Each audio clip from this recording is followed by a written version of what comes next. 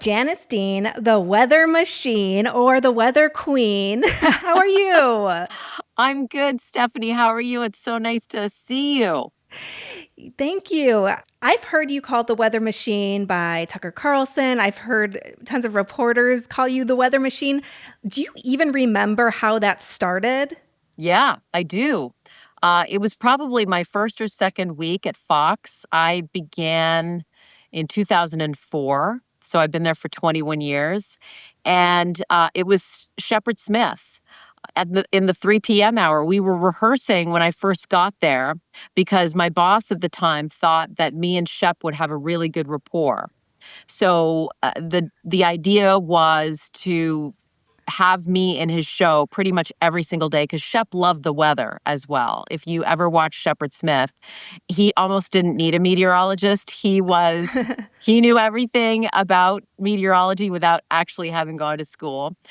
So he loved the weather and he loved to talk about it. So when I joined Fox, it was a natural fit for him to have weather on his show every single day.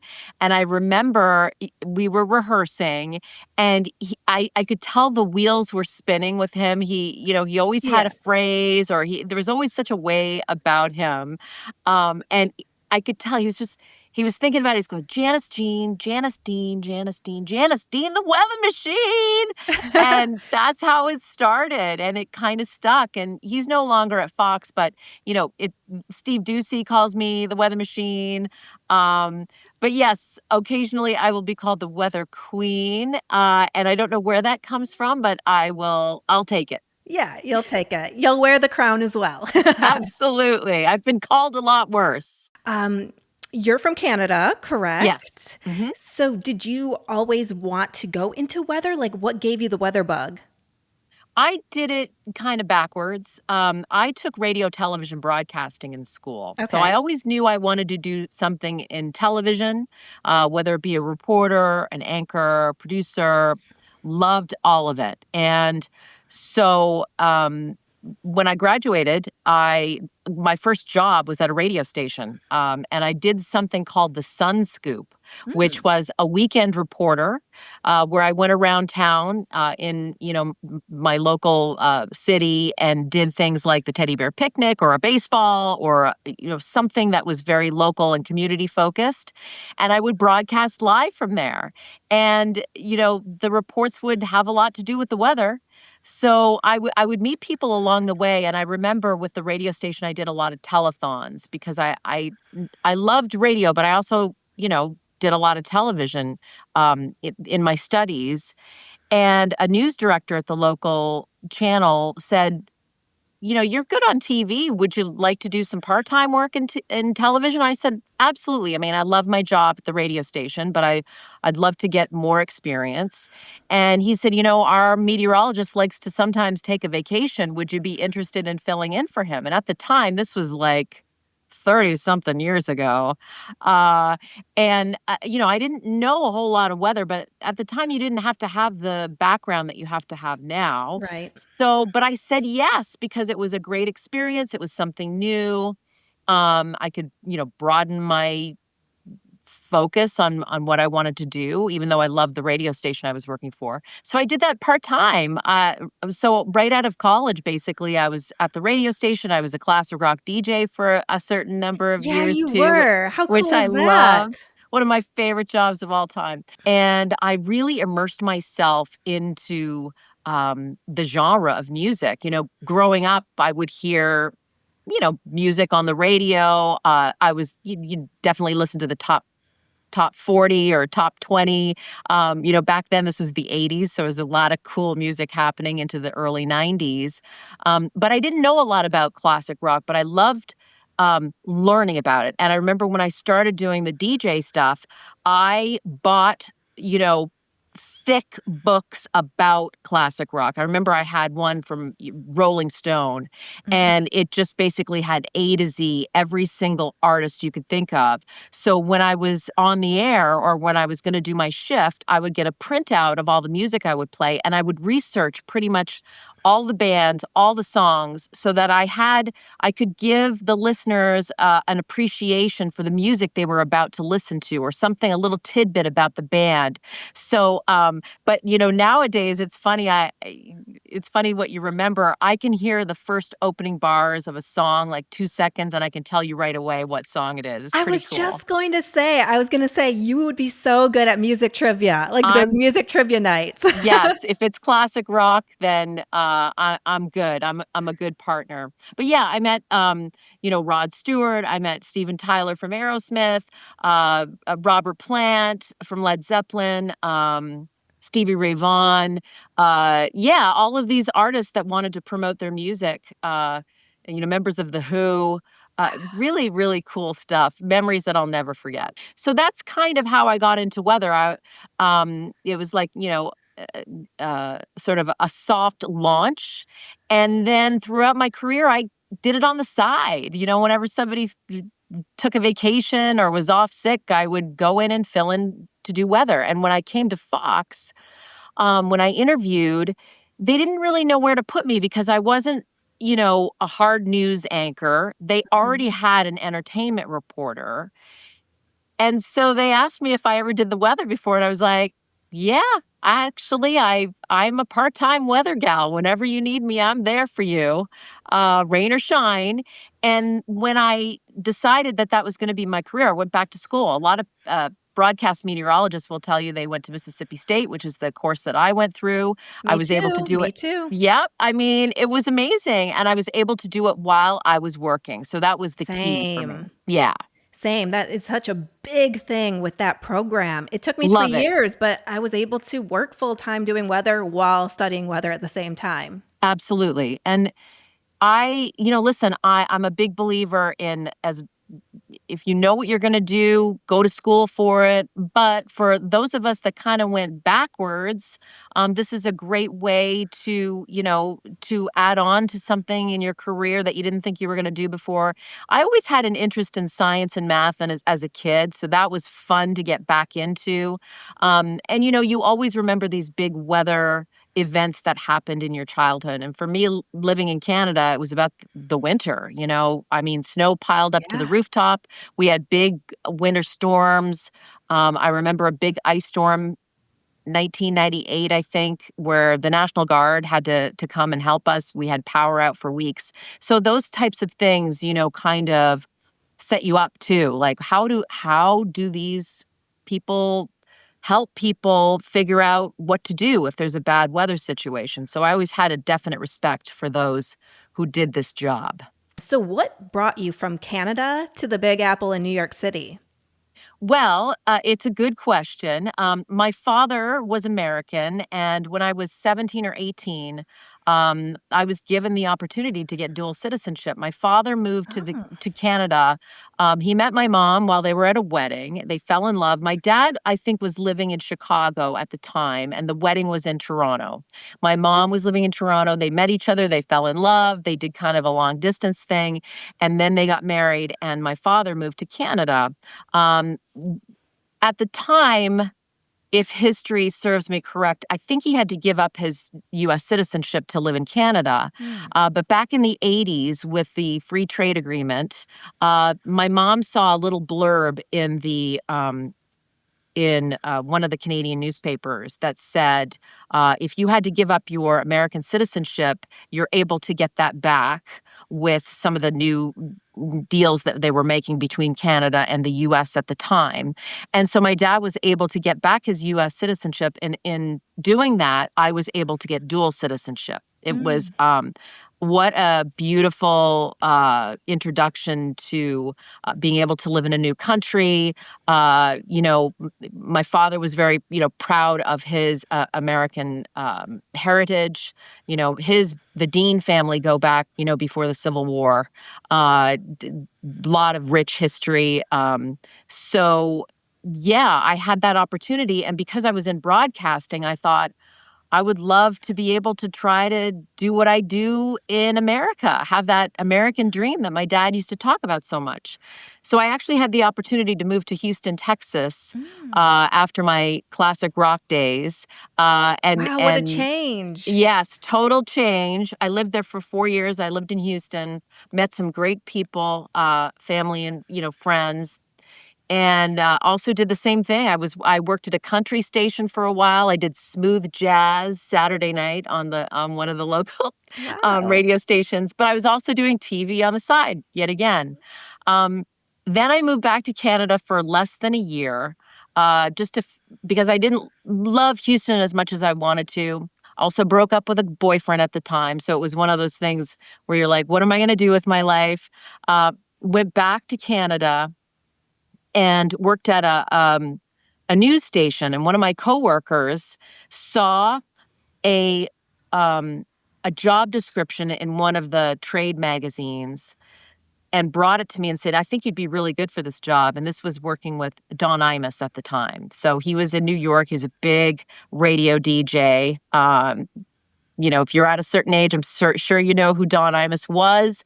Very much along the same lines as Howard Stern, shock jock, the original shock Mhm. jock. And I looked at him like he had two heads. I'm like, he's really famous and he lives in New York, and I don't think I'd ever get that job. And he's like, you won't know unless you apply. And Yes. I remember all of the all of the job description being everything I ever did. So it was radio, it was also simulcast on television on MSNBC, and it was to be an entertainment reporter, but also write the news for his co-host Charles McCourt. So I applied for it. I had an audition. I went for a second audition, and I got the job. And I packed up my car and I moved to New York City, and that was 24 years ago. Wow. When you were starting in the industry, did you notice that it was male dominated at the time? Oh my gosh, yes. Yeah, absolutely. Um, and when I worked for Imus, I was the only female, Mm. and I'm not gonna lie, that was a tough job for me. I didn't really understand the dynamics. To be quite honest with you, he wasn't nice to me. It was really stressful going into work every day. I wrote a book called Mostly Sunny where I talk about that. That it was one of those moments where, oh my gosh, you think it's the greatest job of your life, right? Mm. Moved to New York City.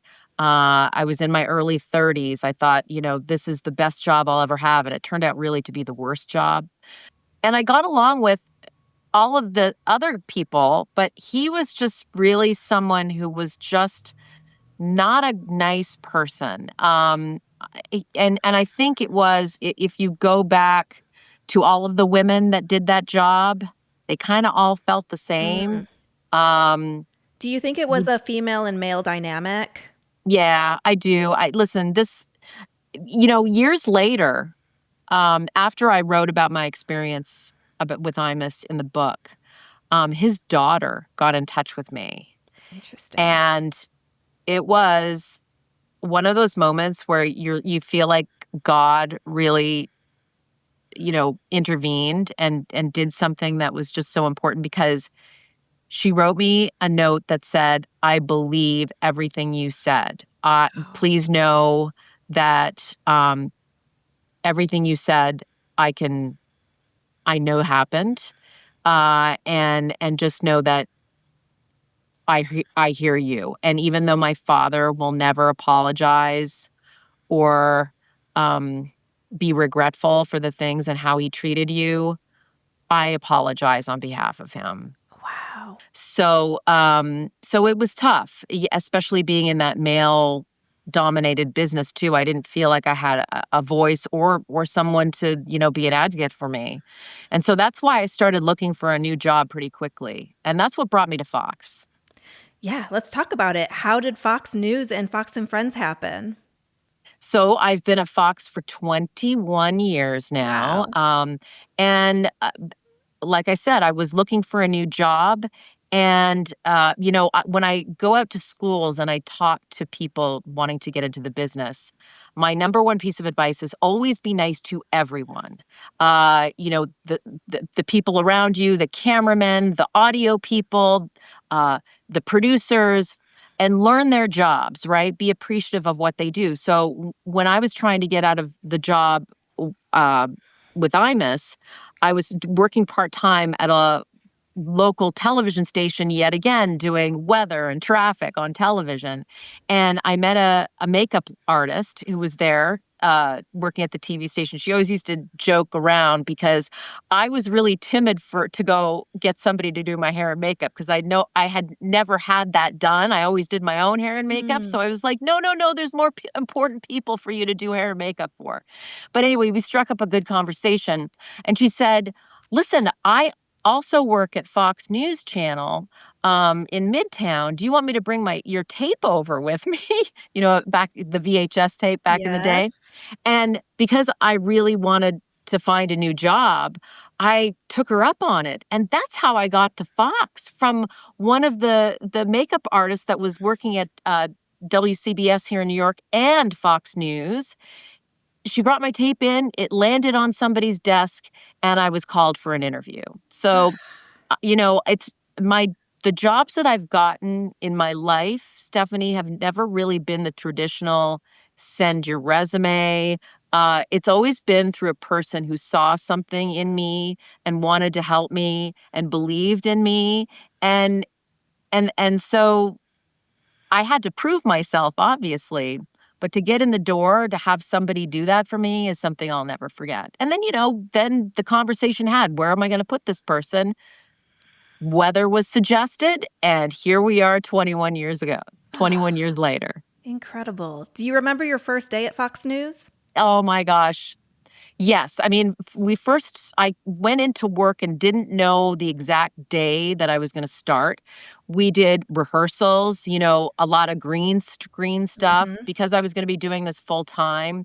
I felt like I needed to rehearse. I always say that there's the meteorology part of it, but then there's the green screen part of it, which in and of itself Yes. can be really challenging. I used to put on my hand east and west because, pointing to the Girl, map, right? It's like, oh, I'm going to point to the East Coast here and I'm going to point to the West I Coast. feel like it's a left hand, right hand thing too, because I, in my career, have had so much trouble with East and West. And people are like, well, clearly you know what the West Coast is. I'm like, yes, I know what the West Coast is. But when you're saying it, it's very different, It right? is. And the whole green screen thing is a virtual reality thing. I mean, you don't realize it until you have people come in and try to do the job that you do, right? Yeah. Like when kids come in and they do the green screen.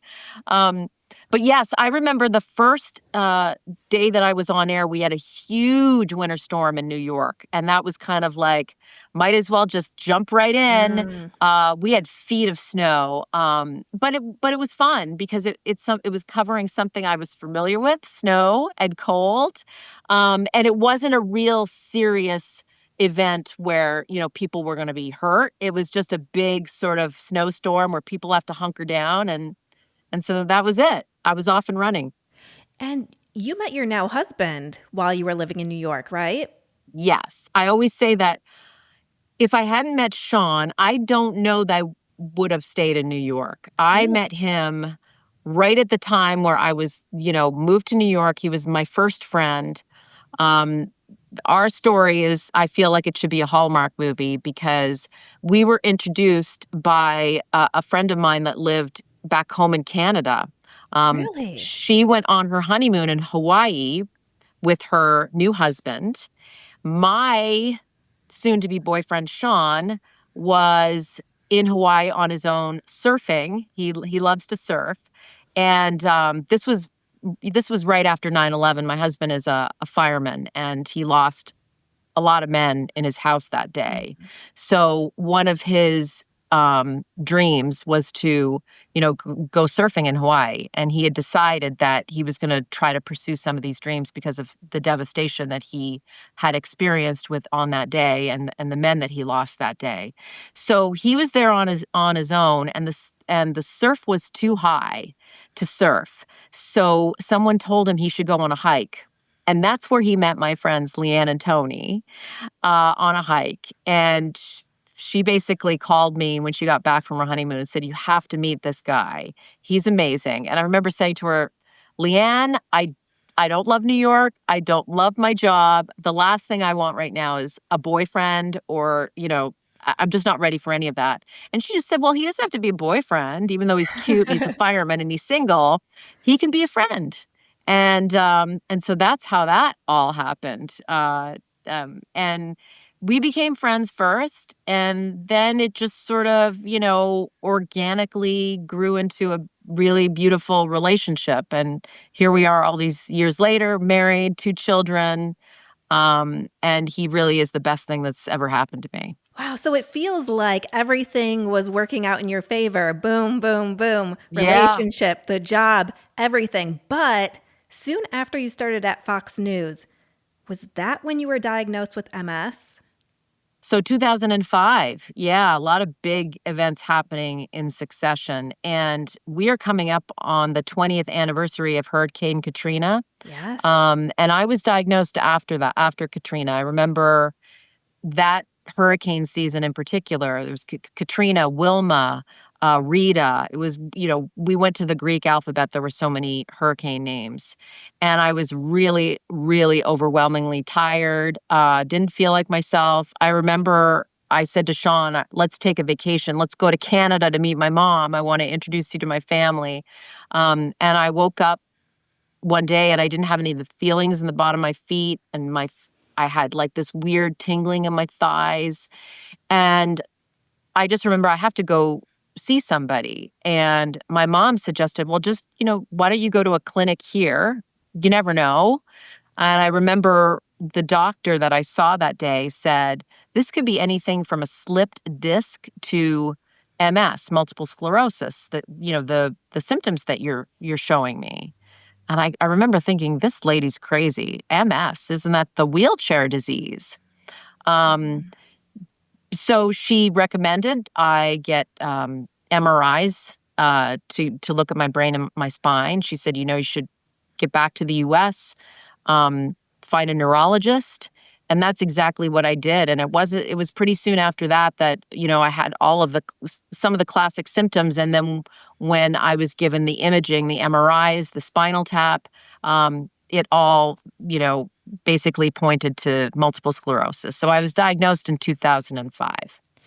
And as someone who was diagnosed soon after starting this big job at Fox Yeah. News, what was that like? Were you afraid to talk about it? Everything. Yeah, I mean, it was the darkest period in my life. Um, I was afraid to tell people. I actually had people telling me, "Don't tell your bosses," Really?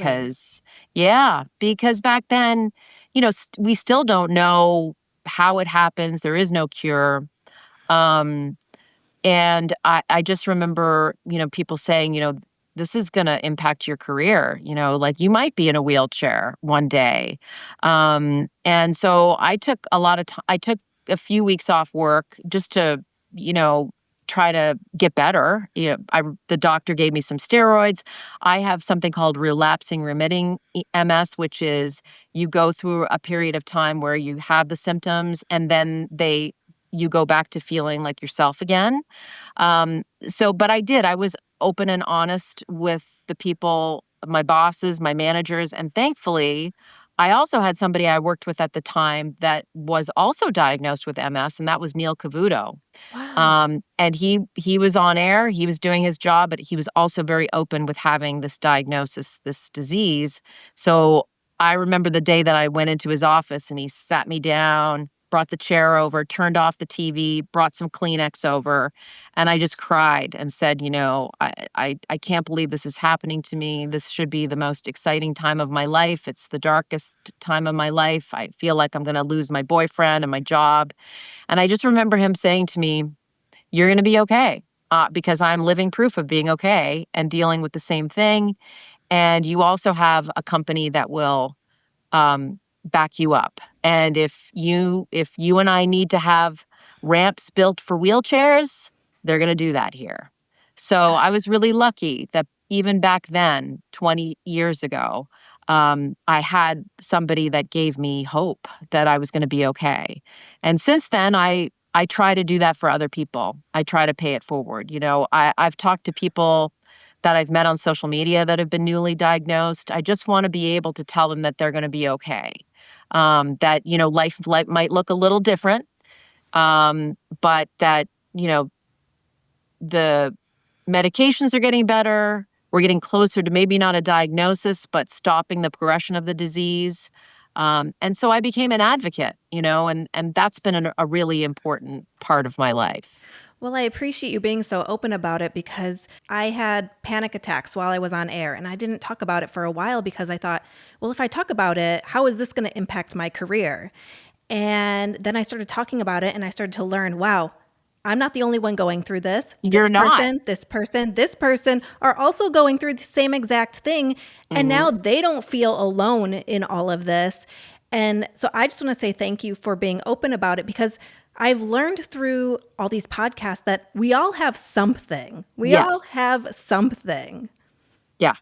And I've had anxiety attacks as well on air. You try to cover them up. I think a lot of people in this business will tell you that they have had some kind of moment, Yeah. where their heart starts racing, and I think that that's natural. Um, but I think it's really important too to tell people, and admit things because we are in a business where everything is supposed to look perfect, Yes. and we are all flawed. We are all human.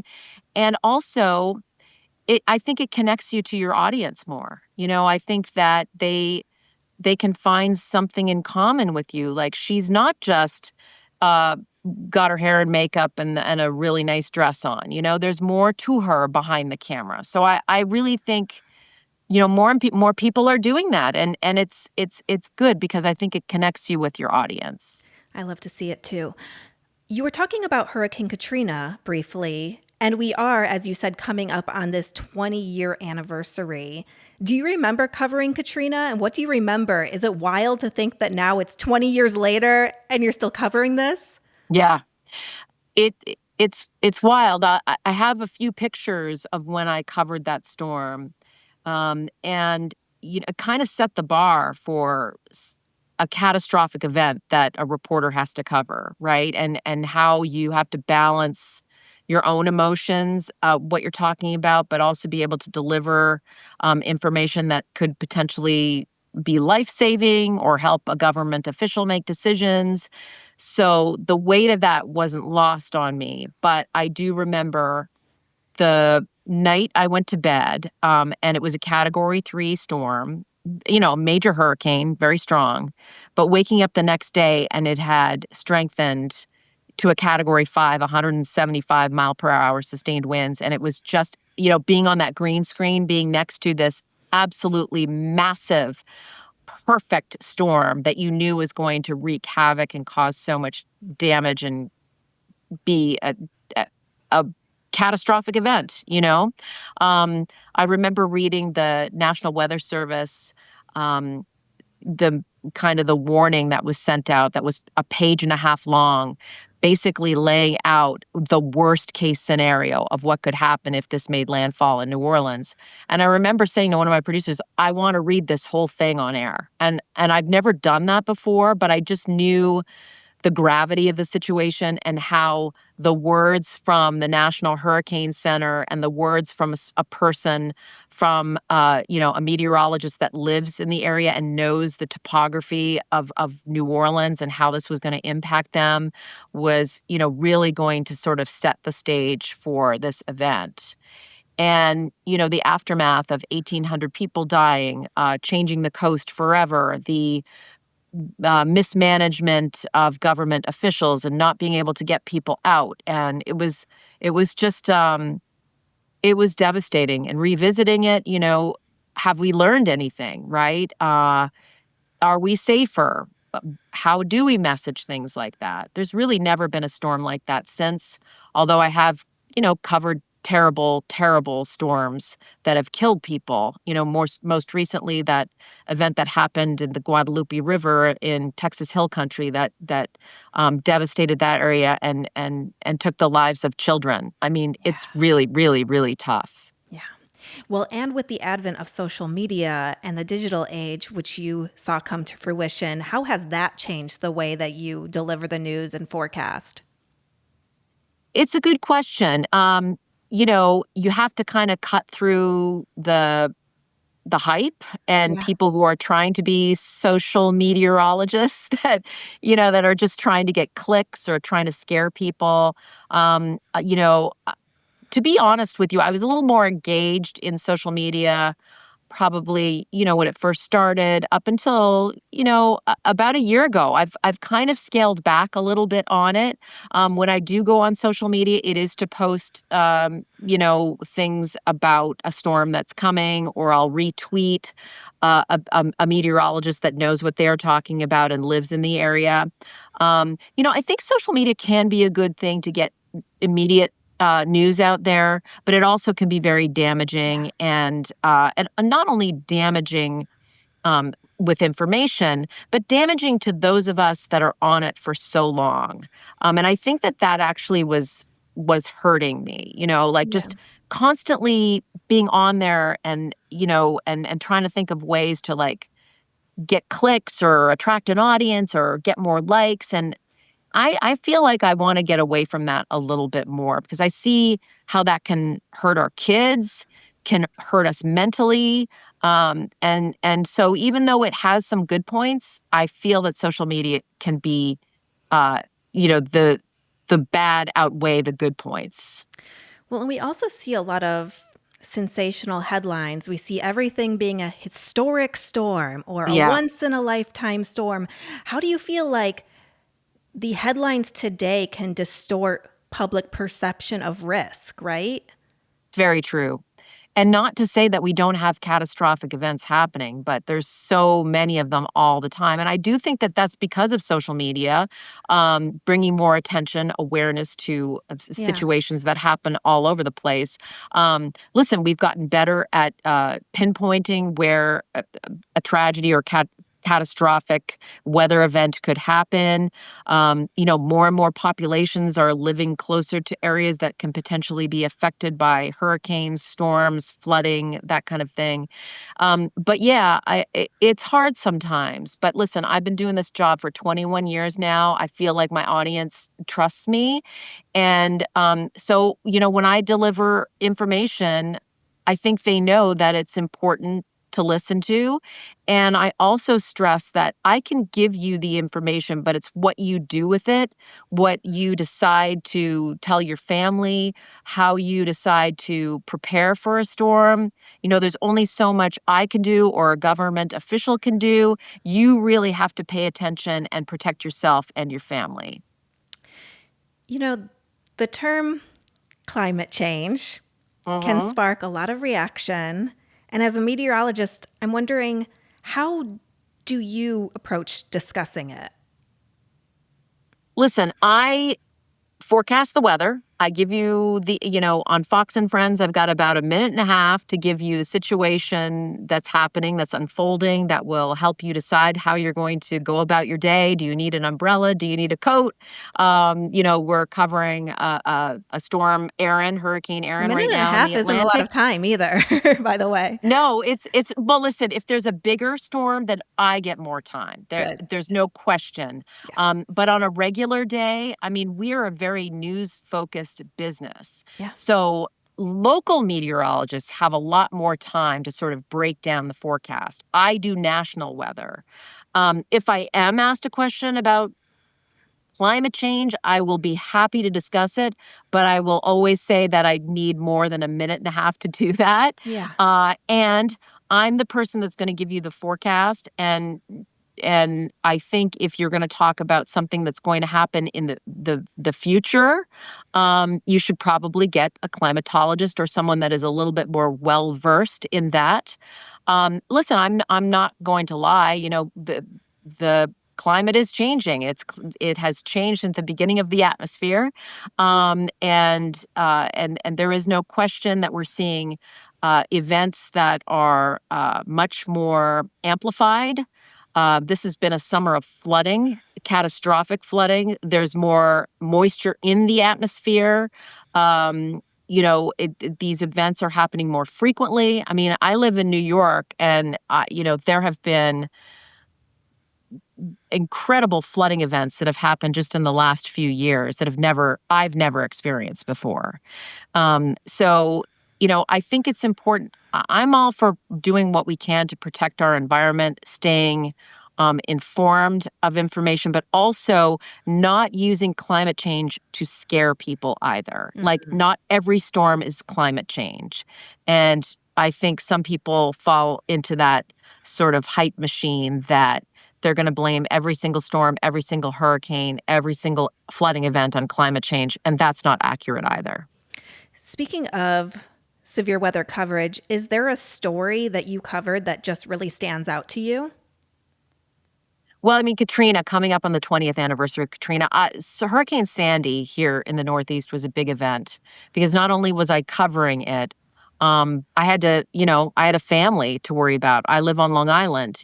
We had damage. And this was a, event that was going to impact friends and family, coworkers.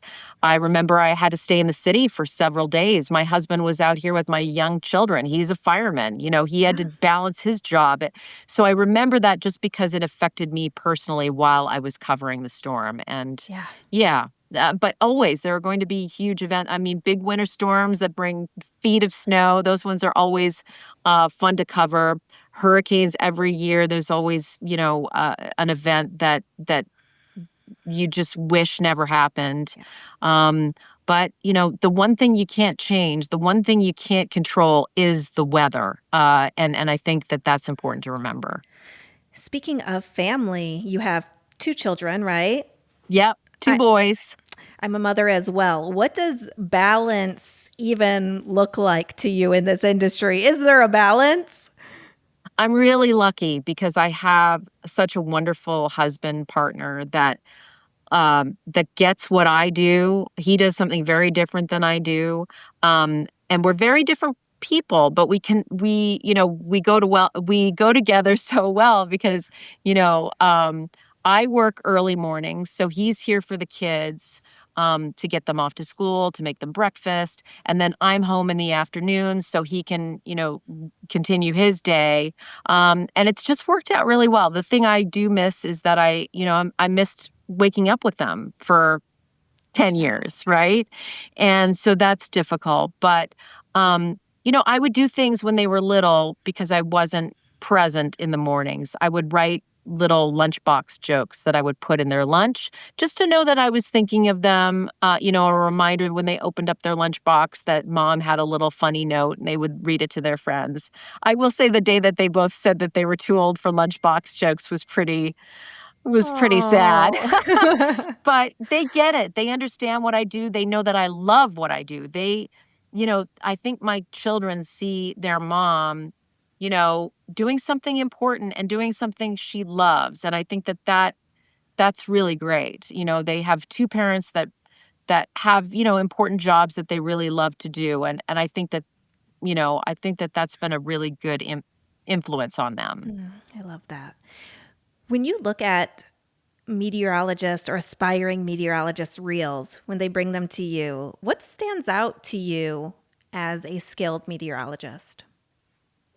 I wanna see their personality. I mean, listen, it's important to deliver the forecast, yes, but, I always say to them, the person hiring you is gonna know pretty quickly whether or not you're gonna get the job, Yes. and that's kind of your personality, right?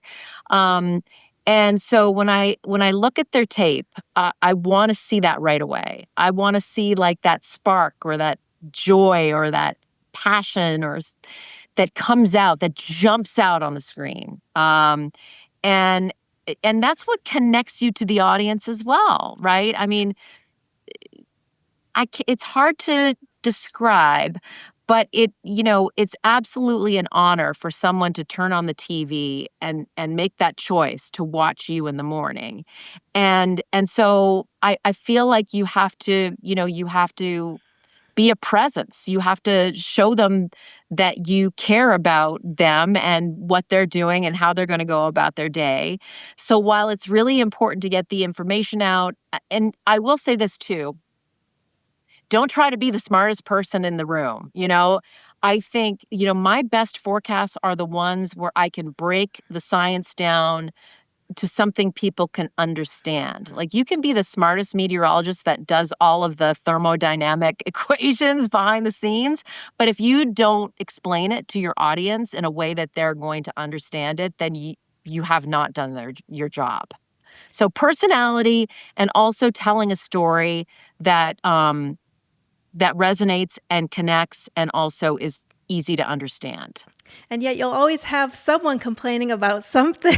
Of course, yes, and of course that happens, and um, sometimes I will take a post off of social media that does that, and will just say, "Thank you so much. Have a great day." you know, just to sort of point out that, I don't know, somebody must be having a really bad day if they're gonna, Yeah. insult somebody of what they look like.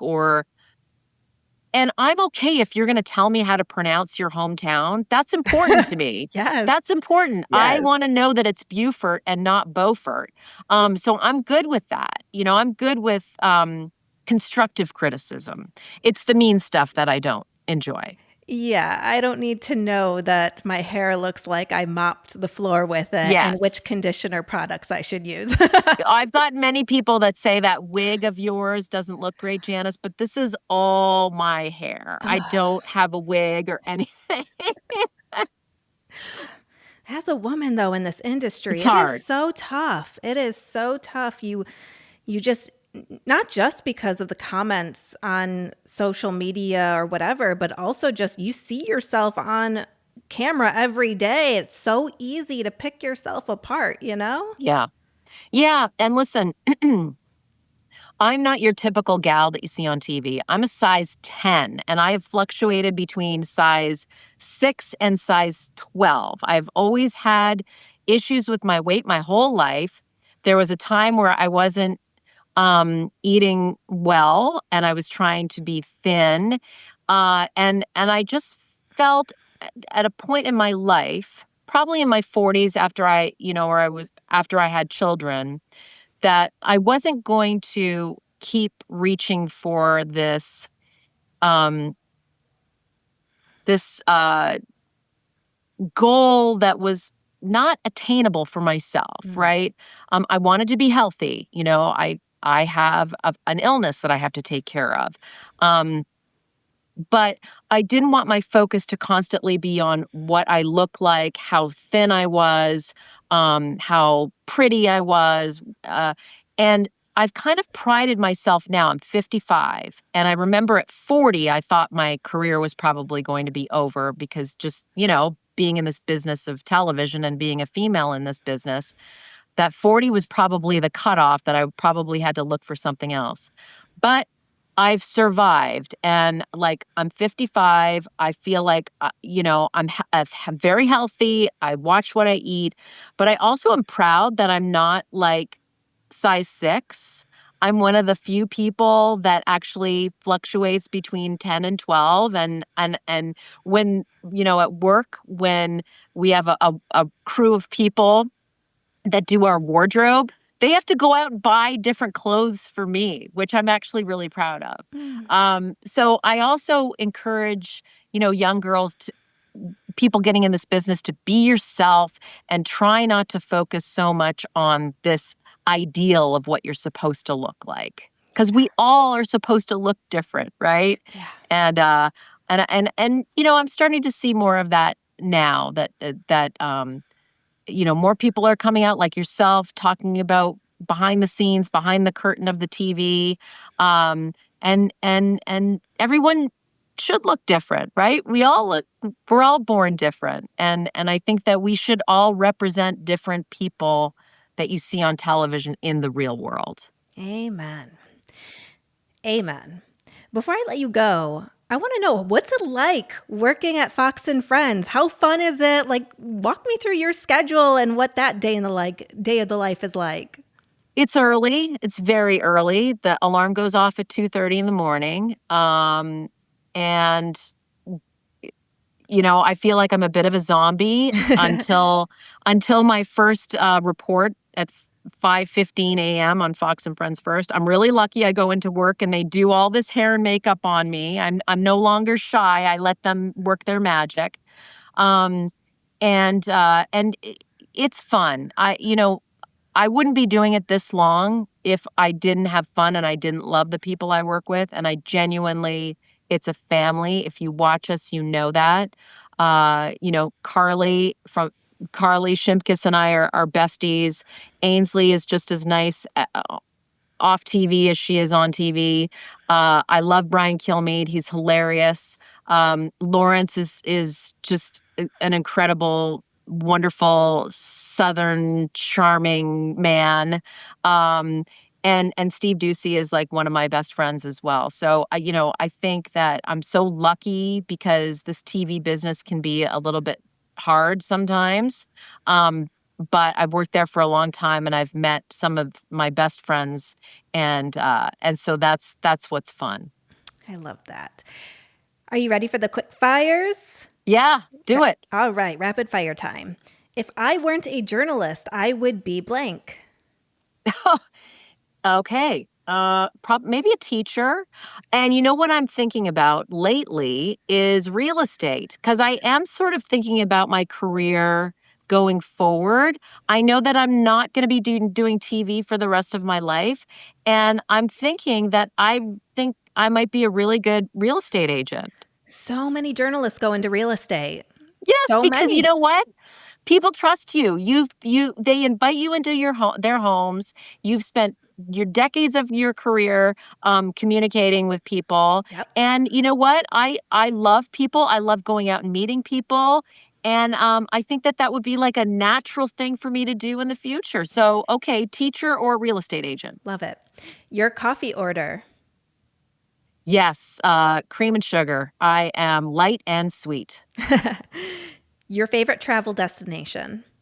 Oh my goodness. Well, listen, I'm from Canada, so I just saw my mom last week. I go to Canada, twice a year. I still have friends and family there, but I recently just took a trip with my best friend of over 30 years to the south of France, and it Mm. was unbelievable. And I will go back. Oh, Incredible. that is definitely on my bucket list. I've been to Yes. Paris, but I haven't been to the south of France. Oh, listen, I went to Paris on my honeymoon and we did go to Paris, on the front end of the trip and the back end of the trip. But in between, we went to the south of France and we went to all of these unbelievably beautiful uh, locations that if you do go to my social media on Instagram, I posted so many pictures of my trip to the south of France and it was just incredible. Oh, I'll have to check them out. Yes. Your favorite restaurant. There is a restaurant in a town called Floral Park called the Harrison that I really love, and it's great for brunch.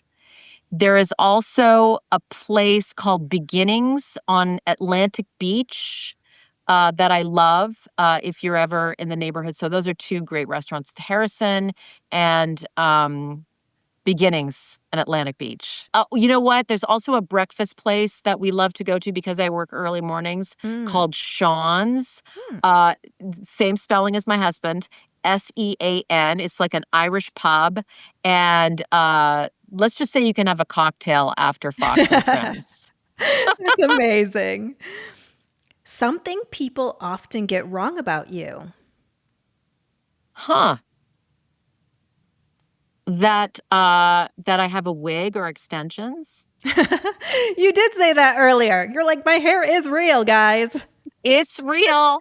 It's so funny. It's also like whenever people see you in person versus seeing you just on a TV all the time, and they're like, oh, you're so much this or that than I thought. Oh, yeah. people will say I'm tall. I'm taller. I'm 5'8" than I look like on television. Some people will be very kind and say that I look smaller than I do on TV, and I'm good with that. Some people will say I look prettier without makeup, which my husband says all the time. So I love that too. Yeah, that's a great one too. Sometimes they'll just say, "You look better in person," and you're like, "Well, I don't know how to take that." Oh, it's a compliment. I'll take it. The last movie, TV show, or book you watched and loved? You know what? I just finished the season of The Gilded Age. Oh, I've been hearing so much about that and how so great it oh, is. I love it, especially the end of season 3. It brings me so much joy. I really love Downton Abbey, and it's done by Julian Fellows did Downton Abbey, and this is sort of old New York, like in the Yeah. 18 to 1900s. Uh, the wardrobe, the acting, the I just love it. I also read Broken Country, which is a fantastic book. I think Reese Witherspoon was one of her recommendations, and it was excellent, excellent. Kind of a book about a woman who has a chance to revisit an old love and how that impacts her current family life. And it's excellent, excellent. Mm. Yeah. I also went to see Superman with my kids while I was on vacation, and that was good too. Some good ones. Yeah. A snapshot of an ordinary, everyday moment that gives you true joy. Coming home and seeing my kids and my dog. My dog especially, like, my kids now are 16 and 14, and, they're teenagers, Yeah. so but, just seeing their little faces when I would coming home from school. But listen, I have a dog, Lola, her name is she's a Bedlington Terrier, she's, almost 4 years old. That little dog brings my family so much Mm. joy, and just getting home and seeing how excited she is to see me is, like, the best thing in the world. Aw, I You can also know. see Lola on my social media. I do post pictures of Lola on my social media. South of France, check. Lola, check. Yes. If you could switch lives with one person for a day, who would it be? I think I would like to switch lives with myself as a younger a younger person. I love this answer. Why? From all of the things that I know now, to be able to be 55 and have all of these experiences that I've had in my life, and then go back to that 20-something Yeah. girl and just give her that sort of, like, boost of, confidence. Like, "You've got this," Yeah. "You're gonna be great." That would be kind of awesome. Yeah, me and my husband talk about this all the time. Like, what would we not care about if we went back into our high school classroom, you know? Yes! Yes, I mean, you're so insecure, you don't know what everybody's saying gotta figure out your life, what are you gonna be when you grow up? Just, like, know that you're gonna be great. Yeah. One thing you're deeply grateful for right now. My family, my health. Yeah. That's it. We talked about multiple sclerosis, getting that diagnosis. Part of me is kind of glad that I did have that happen to me because it Mm. put everything in perspective. I was like chasing this big dream of being on Fox and living in New York and, you know, like these false idols kind of thing, right? And then you're sort of faced with this moment where your health is like the most important thing and the people around you, your family that support you. And those are our basic needs. And I Yeah. think that that's exactly, listen, I'm so grateful I have my job at Fox. I'm so grateful I have this life. But if that was to go away tomorrow, I would be okay because I'm like I feel good, I'm healthy, I have an amazing husband, great kids. I just feel like those things are the most important. Absolutely. What Yeah. is your condition with MS like today? It's good. I'm gonna be on a new therapy soon. which I'm excited about. Like, just, I'll go see my neurologist every 6 months, and she has so much hope. Like this, we're getting to really understand that putting the puzzle pieces together of why this illness happens. And once we put some puzzle pieces together, that will also help with other neurological conditions. Parkinson's, all of these conditions that happen where the body's attacking itself. Once we kind of find out the origins, or at least find out how we can stop it in its tracks, it's going to be a wonderful day for all of us. So she's very encouraging, and I've been good, knock wood. I've had bumps in the road, and certainly times where I get worried. Um, but more than that, I've been on a good journey. It's been, and I've met some great people. I have a good doctor. I have good health care. I know not a lot of people don't have that. And I feel really lucky. But I always say, like, try to find a doctor that cares about you, like, really. And I'm lucky I have that. She really does. I've seen her, she's been my doctor for a long time, and every time I see her, she's just like, you're doing great, JD. Yeah, it's great to find somebody that really advocates for you. Of course, yes. And you have to be your own advocate as well. Yes. I didn't always have a great doctor. I went through many doctors, and I tried to find the one that fit for me, right? And I think that that's really important. Final question. Okay. If you could go back in time to when you first started your career, what piece of advice would you give yourself? Be yourself. Always be yourself. And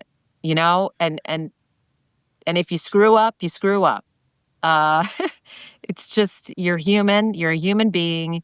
TV likes to portray this perfection, and I think people appreciate when you show them that you are not perfect. Yes. Where can people follow you? We talked about your Instagram account, and also where can people find your books? You have so many books, including, what is it? Freddie the Frogcaster. Freddie the I need to get Frogcaster. that for my daughter. Oh, I'll send you some. I've got some books for you. Love it. Yeah, I wrote a series of children's books about the weather. Freddie the Frogcaster, who works at the Frog News Network, and he's I like, love it. he loves the weather. He loves telling his community what to do if there's a big storm. Yeah, I've written 5 of them: Freddie the Frogcaster and the Terrible Tornado, Freddie the Frogcaster and the Flash Flood, the original Freddie the Frogcaster, Freddie the Frogcaster and the Huge Hurricane, Freddie the Frogcaster and the Big Blizzard. So I cover Oh, all of it. And then I wrote Mostly Sunny, a book about my life and MS. That's available. I also wrote a book called Make Your Own Sunshine: stories, about people who have adversity, but they overcome that, and they, do acts of kindness to help others get through something that might be tough.